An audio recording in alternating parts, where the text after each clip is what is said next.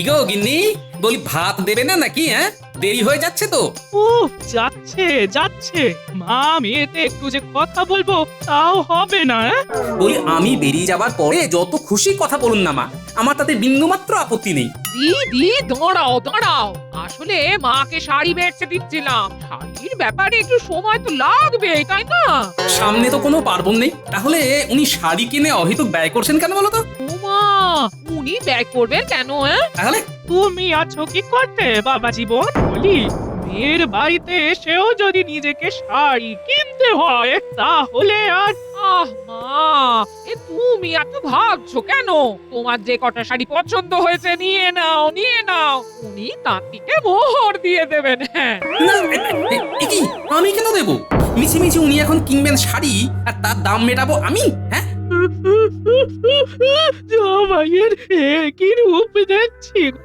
আমি কিনা তার মাতৃসম, আর আমার প্রতি এমন অবিচার। তুমি আমার মাকে এভাবে কাঁদালে। যাও যাও, শিগগিরই মায়ের কাছে ক্ষমা চাও। হ্যাঁ, কি মা, তুমি সকাল সকাল কাঁদছো কেন? জামাই অপমান করেছে।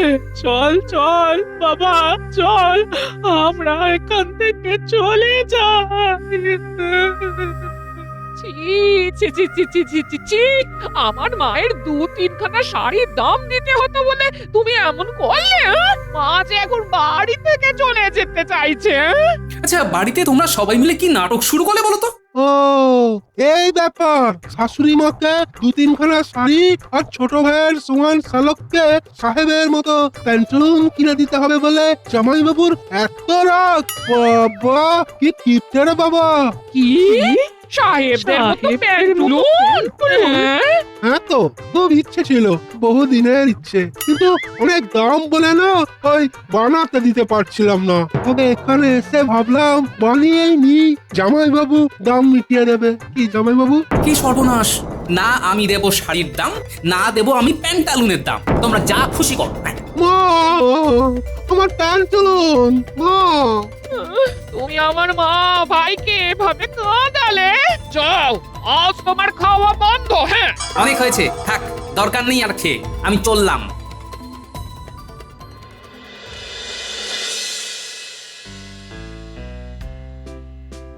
তাহলে সব হিসেব এই বিগত 6 মাসের মিলে গেল, তাই তো? হ্যাঁ মহারাজ। আমি আছি, আর না মিলে যাবে কোথায়? কারণ হিসেবে গড়মিলটা তো আপনি ভালো করতে পারেন মন্ত্রী মশাই। কি হচ্ছেটা কি? আবার তোমরা এসব বাঁকা বাঁকা কথা বলা শুরু করলে। আজ সকলের অনেক পরিশ্রম গেল। চল, আজকের মতো আমি সভার ইতি ঘোষণা করছি। সভার এখন ইতি হবে না, কারণ দেখুন প্রহরী আসছে, হাতে ধরা আছে তার পত্রখানা। বাবা, এখন আবার কার পত্র? খন বলছে এ পত্র নবাবেরই হবে। নবাব বাহাদুর তার দূতের মাধ্যমে একখানি পত্র পাঠিয়েছেন। হ্যাঁ, দাও দাও দাও। গোপাল, পত্রটা পড়ো তো দেখি। মহারাজ, নবাবের পত্র তো, জানি না কি আছে ভিতরে, তাই চলুন এই পত্রটা ছাদে গিয়ে পড়ি। বাইরে বেশ হাওয়াও দিচ্ছে, আর পত্রের ভেতরে কিছু মারপ্যাচ থাকলে হাওয়ায় মাথা খুলবে ভালো মহারাজ। তবে তাই তাই হোক, হোক, তাই হোক। তাই হোক।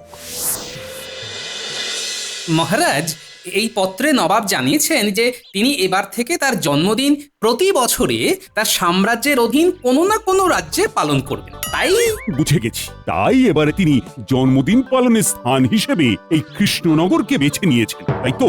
শুধু তাই নয়, তিনি বলেছেন তার জন্মদিনে রাজ্যের সব অধিবাসীকে যদি হাজির করতে পারেন তাহলে উনি আপনার 3 বছরের খাজনাও মুকুব করে দেবেন। ব্যাপারটা তো মন্দ নয়, বেশ ভালোই হবে। ভাবতে পারছেন মহারাজ, আগামী 3 বছর যদি আপনাকে খাজনা না দিতে হয় তাহলে আপনি কতটা ধনী হয়ে যাবেন? হ্যাঁ, আর আমি যত ধনী হব তার সাথে সাথে পরোক্ষভাবে তোমারও তো মোহরের সংখ্যা বাড়বে মন্ত্রী। মহারাজ এমন বলবেন না। মহারাজ, কথাটা শুনে যত সহজ বলে মনে হচ্ছে, আদৌ ব্যাপারটা কিন্তু অত সহজ নয়। সেই দিন কোনো কারণে মোট রাজ্যবাসীর ভেতরে একজনও কেউ অনুপস্থিত থাকলে এই সুযোগ হাতছাড়া তো হবেই, উপরন্তু আপনার তহবিল থেকেই প্রচুর ব্যয় হবে কোনোরকম লাভ ছাড়াই। আগামীকাল আগে তাহলে যে ঠেড়া পেটায় তাকে খবর দিই, বলি যে খবরটা চারিদিকে রাষ্ট্র করে দিতে, তারপরে কিভাবে কি হবে তা নিয়ে তোমাদের সাথে আলোচনায় বসি।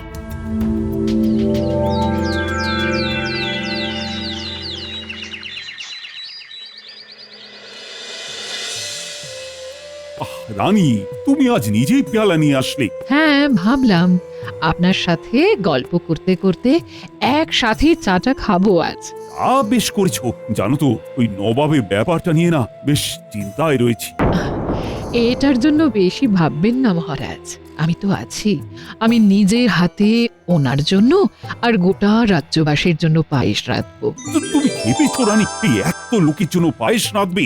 মহারাজ, আপনি যখন এতজন লোকের ভালো মন্দ নিয়ে ভীষণ ভাবে চিন্তা করেন, তখন আমি কি কিছু বলি? আপনাকে বারণ করি? না, কিন্তু আর কোনো কিন্তু নয়, কথা তো হয়েই গেল। এবারে বাকি ব্যবস্থা আপনি করে ফেলুন মহারাজ। মহারাজ, কি ব্যাপার, গিয়েছিলে ঢেড়াবাদকের বাড়ি? আগে হ্যাঁ মহারাজ, সেইখান থেকেই আসছি আর কি। বলো, কি বললে সে? কিছুই বলতে পারেনি, কারণ তার ভীষণ জ্বর আর সর্দি কাশি, গলা দিয়ে কোনো রকম আওয়াজই বেরোচ্ছে না। কি সর্বনাশ! তাহলে আমি এখন দিকে দিকে কি করে খবরটা ছড়িয়ে দেব রানী? মহারাজ, এতটা উতলা হবেন না। প্রহরী, তুমি এখন এসো। উত্তলা না হয়ে কি পারি বলো? শুনুন মহারাজ, আমার মাথায় একটা বুদ্ধি এসেছে। কি বুদ্ধি রানী? বলো তো একটু শুনি। আপনি বরং আপনার সভাসদদের ভেতরে 4 জনকে বার্তাবাহক হিসেবে কাজে লাগান মহারাজ। তারাই রাজ্যের চারদিকে খবরটা ছড়িয়ে দিক।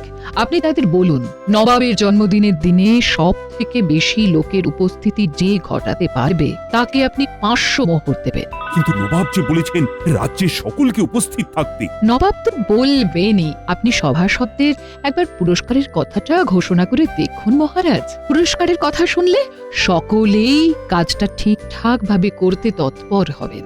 বেশ, তাহলে আজকেই কথাটা ঘোষণা করব। এই সবার শরীর ঠিক তো? আসলে কালকে তো খুব পরিশ্রম গেছে সবার, তাই আমি ইচ্ছে করি আজকে দুপুরবেলা সভা বসানোর সিদ্ধান্ত নিয়েছি।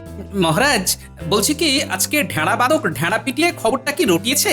আসলে কিছু শুনলাম না তো, তাই জিজ্ঞাসা করছি। হ্যাঁ, সেই ব্যাপারেই তোমাদের সাথে আমার একটা জরুরি কথা আছে। কি কথা? কি কথা বলুন না মহারাজ। বলুন বলুন মহারাজ, আমি সব সময় আপনার পাশে আছি। পাশে না থাকলে আপনার ভান্ডারে অতিরিক্ত মোহর আসবে কিভাবে বলুন? হ্যাঁ, শোনো, হাতে তো বেশি সময় নেই, তাই কাজের কথায় আসি। বলুন মহারাজ। আমি চাই আমার সভাসদদের ভিতরে 4 জন দায়িত্ব নিয়ে রাজ্যের চারিদিকে এই খবরটা রটিয়ে দিক। আর শুধু তাই নয়, যে নিজের বুদ্ধি বলে সব থেকে বেশি লোককে হাজির করতে পারবে তাকে আমি 500 মোহর পুরস্কার দেব। 500 মোহর? মহারাজ, আপনি বলুন কে কোন দিক প্রচারের দায়িত্ব নেবে? উত্তর দিকে প্রচার করবে গোপাল, দক্ষিণ দিকে মন্ত্রী, পূর্ব দিকে প্রচার করবে সেনাপতি এবং পশ্চিম দিকে প্রচার করবে সভাকবি। মহারাজ, আপনি কোনো চিন্তা করবেন না, আমি দক্ষিণ দিকের সব লোককে উপস্থিত করে তাক লাগিয়ে দেবো একদম। আমিও করব সব রকমের চেষ্টা যাতে হাজির থাকে পশ্চিম দিকের একদম কোণাতে বাস করা শেষ বাড়ির লোকটা। আমিও করব যথাসাধ্য চেষ্টা। এখন দেখা যাক।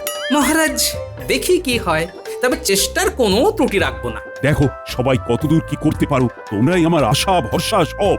যদি পারো তো এই রাজ্যের আগামী 3 বছরের জন্য খাজনা মকুব করার চেষ্টা করো। মহারাজ, প্রচার যে করব তার জন্য তো একটা প্রচারপত্র বা বিলিপত্র লাগবে, সেটা কোথায় পাবো? ও হ্যাঁ, ভুলেই গেছিলাম। ঠিক আছে, বিজ্ঞানী, তুমি বরং তোমার যন্ত্রের সাহায্যে কয়েকশো বিলিপত্র চেপে দাও, কেমন? যথাজ্ঞা মহারাজ।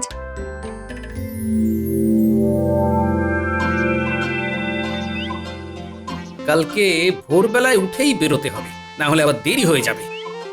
গোপাল দাদা, ও গোপাল দাদা, একটু শুনে যাও। আজকে মিষ্টি নেবো না রে ভোলা। মিষ্টি দিতে হবে না গো, কিন্তু তোমার শ্যালকের মিষ্টি খাবার দামটা তো দিয়ে যাও।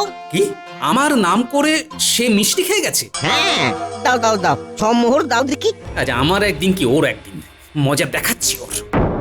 হ্যাঁ বাবা, যতদিন থাকবো তোমার হাড় মাস সব একেবারে কালি করে ছেড়ে দেবো গোপাল ভাঁড়।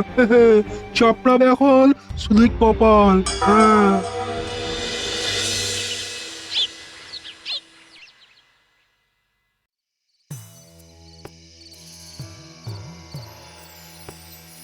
গিন্নি, ও গিন্নি, দরজা খোলো। গিন্নি, আসছি হ্যাঁ।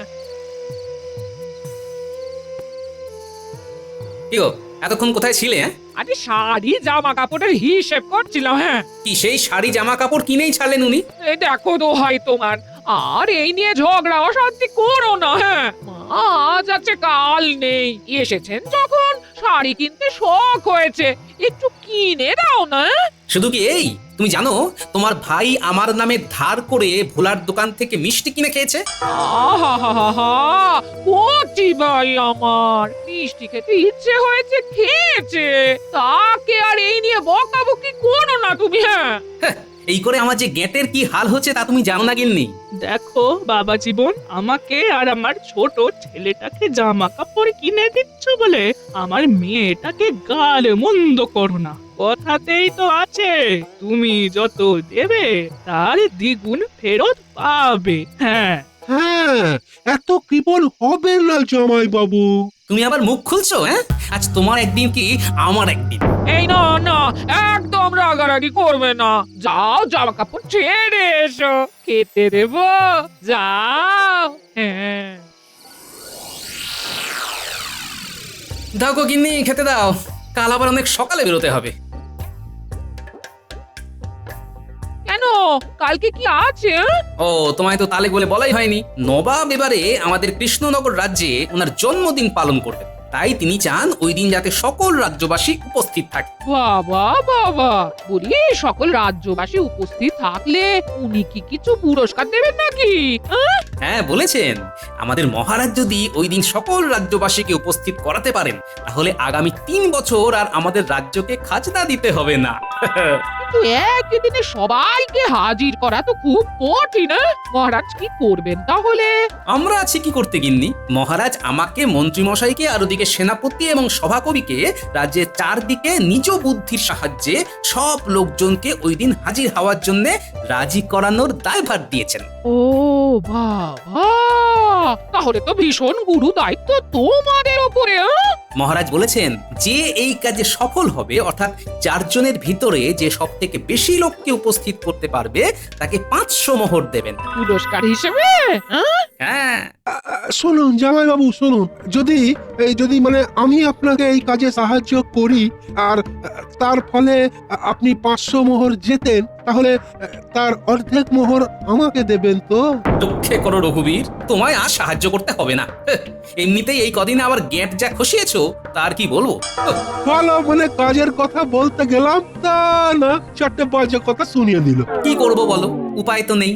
আপনার মতো লোক যাতে আমার শত্রু কপালেও না জোটে, সত্যি বলছি।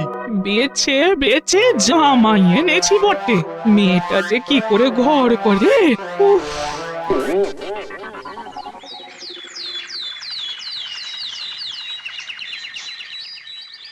কি তাহলে সবাই প্রস্তুত তো? হ্যাঁ হ্যাঁ, মহারাজ। মহারাজ। বিজ্ঞানী, দিয়ে দাও তাহলে সকলকে তোমার ছাপানো বিলপত্রগুলো। হ্যাঁ মহারাজ দি। বাহ, বিজ্ঞানী করেছো কি? হ্যাঁ, সব বিলিপত্রের উপরে সংখ্যাও উল্লেখ করে দিয়েছো। হ্যাঁ, তাহলে লেগে পড়ো সকলে, দেখি রাজ্যের জন্য কে কি করতে পারো।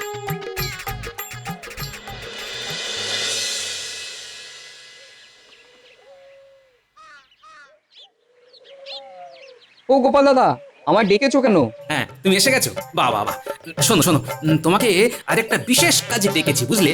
মানে তোমাকে আমার একটা কাজে সাহায্য করতে হবে। বলো গোপাল দাদা, কি কাজে সাহায্য করব? নবাব তো এই রাজ্যে তার জন্মদিন এবারে পালন করবেন, তা নিশ্চয়ই শুনেছো। হ্যাঁ শুনেছি, নবাব তো এটাও বলেছেন তিনি তার জন্মদিনে এবার গোটা রাজ্যবাসীর উপস্থিতি দেখতে চান। হ্যাঁ, তাই আমরা আজ থেকে প্রচারে বেরিয়েছি। তা আমায় কি করতে হবে একটু বলো শুনি। আমি যখন প্রচারে যাব, মানে এখন আমার সাথে তুমিও যাবে, আর তারপরে কি করবে সেটা আমি তোমায় বলে দিচ্ছি।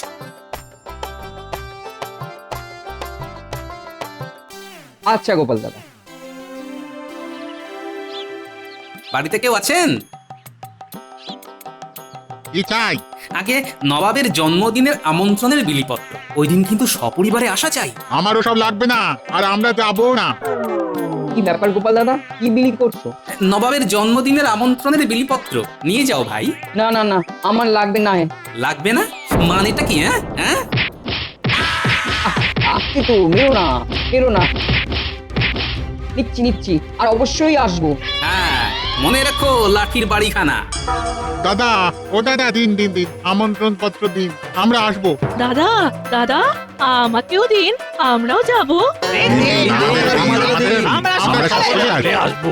আপনারা সকলে ওই দিন মনে করে চলে আসবেন, না হলে কিন্তু পিঠে পড়বে দুমদাম লাঠির বাড়ি। রে বটা ঘটা, ওই আমন্ত্রণের বিলিপত্রগুলো বের কর। এই ঘটা শিগগিরই বের কর। দি দি দি মন্ত্রী মশাই, ও মন্ত্রী মশাই, এক মিনিট। আরে তুমি, কি ব্যাপার এই সময়ে এখানে কি করছো? এই আপনার পিছু নিয়ে এখানে এসে পড়লাম আর কি। আপনার দলে আপনার হয়ে কাজ করব বলে। না, আমার আর কাউকে দরকার নেই। আমার বটা ঘটাই বাঁ হাত আর ডান হাত। আরে মন্ত্রী মশাই, আমাকে একটু অজুহাত হিসেবেই নিন না, কি আছে দেখুন না কেমন কাজ করি। সব কম নয়। বেটা ভীষণ ঠান্ডা পাচ্ছে। যাকে প্রচারের সাথে সাথে আমন্ত্রণ পত্র বিলি করি। করুন করুন, ঝটপট করুন মন্ত্রী মশাই। আমার প্রিয় সকল দক্ষিণবাসী, তোমরা চলতি সপ্তাহের শুক্রবারে নবাবের জন্মদিন উপলক্ষে কৃষ্ণনগরের বড় মাঠে উপস্থিত হয়েও। কেন যাব? উপহার দিতে পারবো না। বলছিলাম যে খেতে দেবে। আরে উপহার দিতে হবে না, খেতেও দেবে। তোমরা শুধু মন্ত্রী মশাইয়ের কথাটা শোনো। তোমরা উপস্থিত না হলে আমি যে মোহর জিততে পারবো না। উনি মোহর জিতবেন বলে আমাদের যেতে বলছেন? খেয়ে দিয়ে আর কাজ নেই, যত সব। তোমরা তাহলে সকলে এসো, আমরা দক্ষিণের আর বাকি বাসিন্দাদের কাছে চললাম।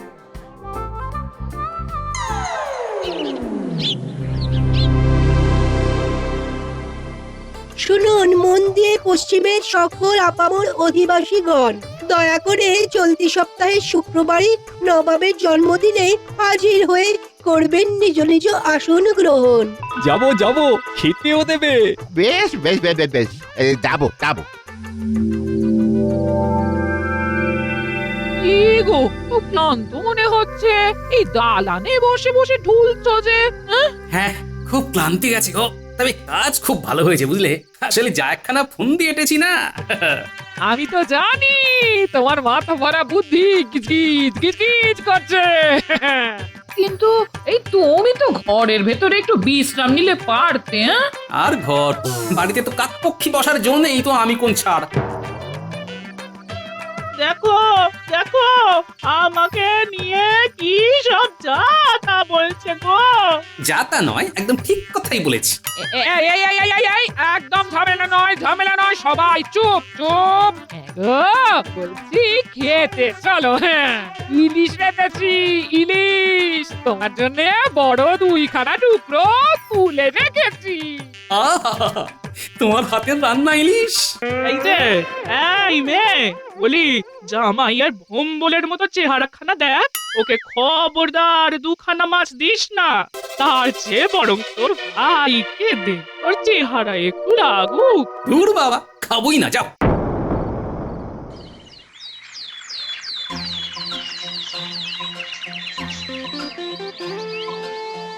বাবা, উত্তরের তো আসন পূর্ণ দেখছি, সবাই এসেছে। মহারাজ, আমি তো বলেইছিলাম যথাসাধ্য চেষ্টা করব। আমার কথায় পশ্চিমের লোক সব এসেছে, দেখুন মহারাজ। কি ব্যাপার মন্ত্রী, দক্ষিণে লোকজন কই? আমি কি করে জানবো মহারাজ? তারা আসেনি, তাদের ক্ষতি।